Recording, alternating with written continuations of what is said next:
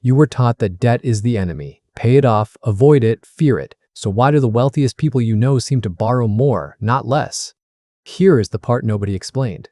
For the rich, debt is not a trap. It is a tool, and it might be the single most powerful one they own. By the end of this, you will understand exactly how that tool works, and the safe, smaller version you can actually use yourself.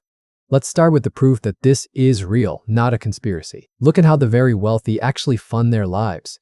Many billionaires pay a true tax rate far lower than a teacher or a nurse. One major study put it near 8%.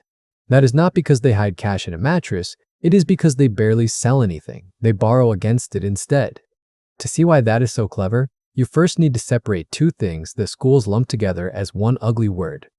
There is good debt and there is bad debt. They are almost opposites, and confusing them is the costliest mistake most people make. Bad debt buys things that lose value or vanish. The new car that depreciates, the vacation on a card, the gadget you forget by spring. Worse, bad debt usually charges brutal interest. Credit cards in America now average well over 20% a year. That kind of interest compounds against you. Every month the balance grows while the thing you bought keeps shrinking. Good debt does the exact reverse. It buys things that earn money or grow in value over time. The asset works while the debt sits still. If the asset grows faster than the interest, the gap quietly becomes your profit.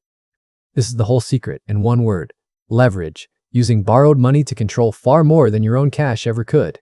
Let's make leverage concrete with the asset everyone understands: a house. Imagine a $100,000 property. Pay all cash and a 10% rise earns you $10,000. Now, buy that same house with $20,000 down and $80,000 borrowed. The same 10% rise still earns $10,000.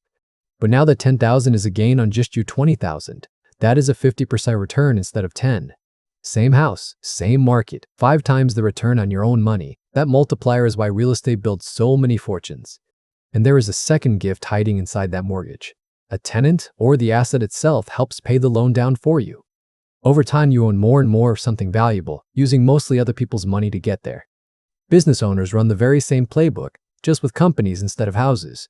A loan that lets a company buy machines, hire staff, or open new locations can return far more than its interest cost. Borrow at 8%, earn 20% on the expansion, and you just rented money to make money. That is leverage doing honest work. But the boldest move of all is the one that lets the ultra-rich live large while paying almost no tax. It even has a name: DIE, BAR, DIE. 3 simple words that quietly bend the entire tax system in their favor. Step 1. Buy. They pour money into assets that grow: stocks, real estate, whole companies. Then they simply hold. Here's the key. In most places, you are not taxed when an asset rises in value. You are only taxed when you sell it. So the wealthy avoid selling.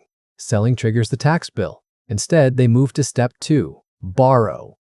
They walk into a bank, point to their massive pile of stock, and borrow cash against it as collateral.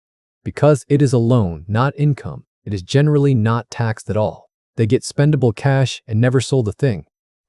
The assets keep growing untouched in the background, often faster than the low interest on the loan they pulled out. Then comes step 3, the cold one: DIE. When the owner passes, the assets transfer to their heirs. In the United States, a rule called the stepped-up basis can erase the built-up gains for tax purposes at death.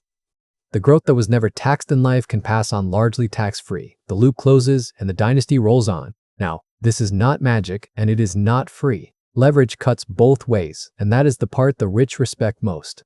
If the asset falls instead of rising, leverage multiplies your loss just as fast as it multiplied your gain. Borrow too much against the stock, and a market dip can force you to sell at the worst possible moment. That is how the over-leveraged blow up. So the wealthy borrow carefully. They keep big buffers, they borrow against stable assets, and they never bet the whole farm.